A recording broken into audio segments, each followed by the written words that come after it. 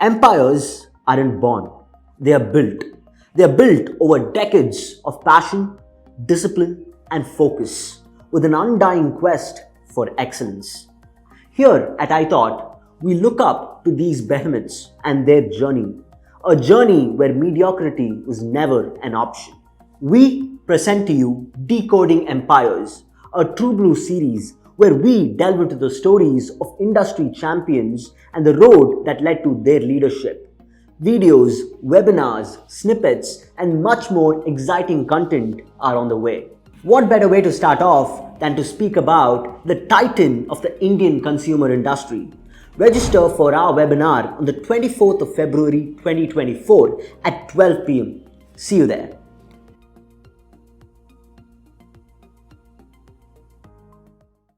The topic of this video is personal finance is all about your family. Many people think that personal finance is all about just their own personal portfolio.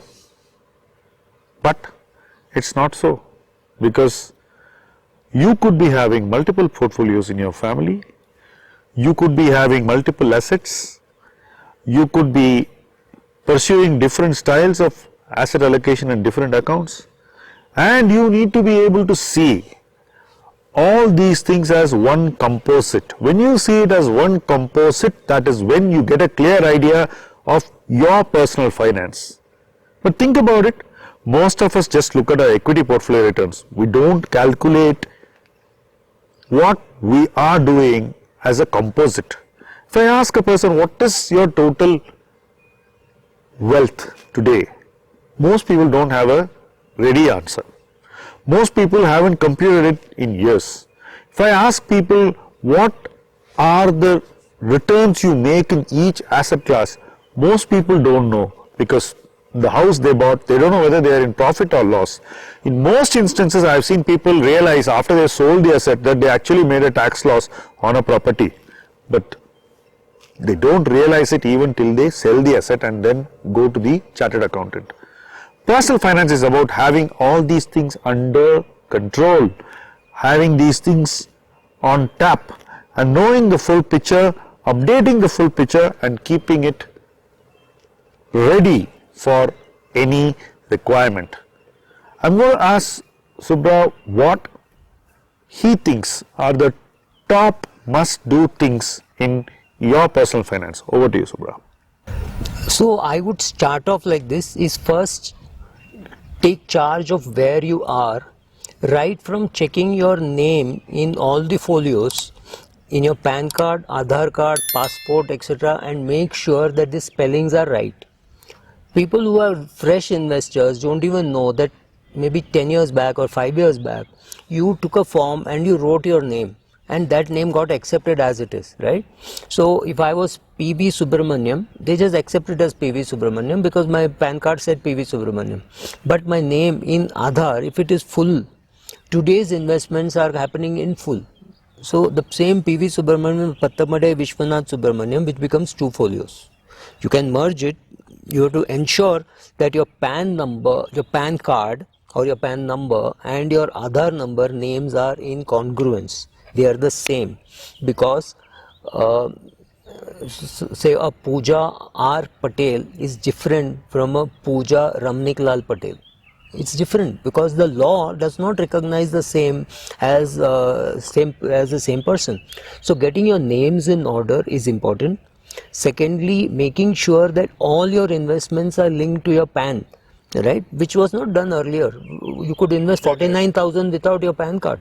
So some of those investments do not appear even in your NSGL statement, so you don't know. So making sure that your NSGL statement is correct, there are no mistakes. So making sure.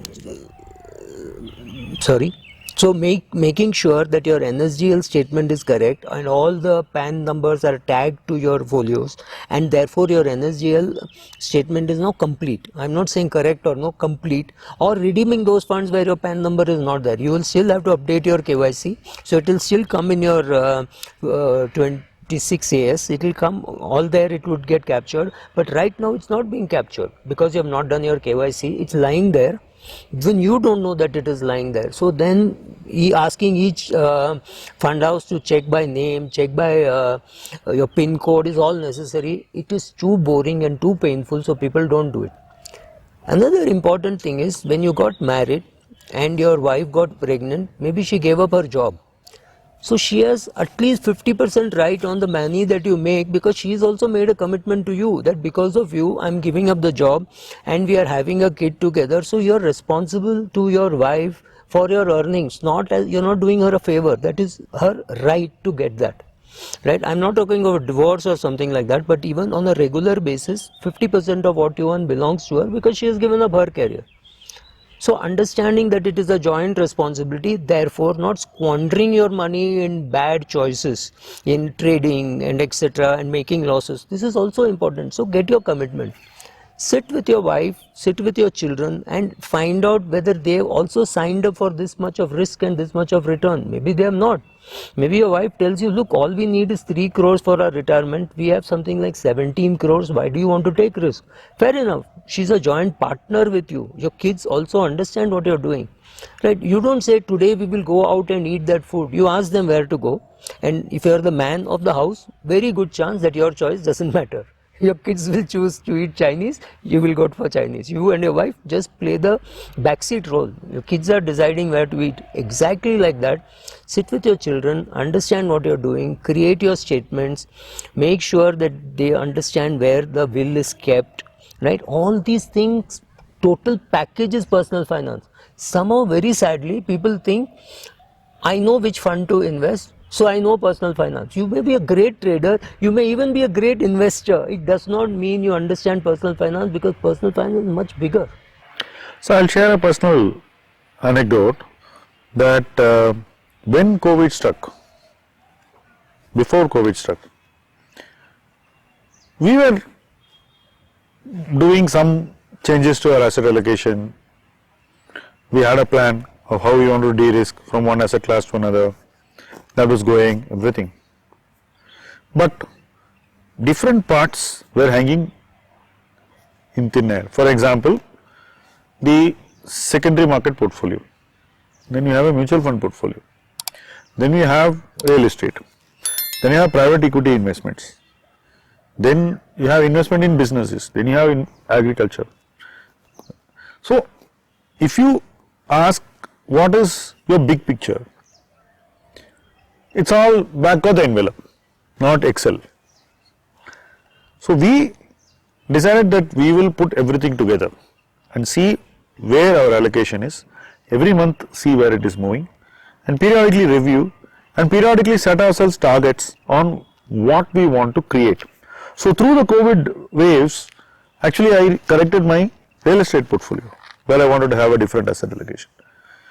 Then after that, we decided to correct our private markets portfolio. So we are adding. Then we decided to correct what we want in our own PMS portfolios. So I have portfolios in my own PMS. So now I set targets for each of these products that I need to gradually build myself into this size. So when you set yourself up like this in a holistic way, what I am seeing is your productivity goes up. One, the clarity goes up. What you knew exists, barely exists, you know to the last digit in valuation. So you know how much it's worth. Earlier you thought maybe it's this much.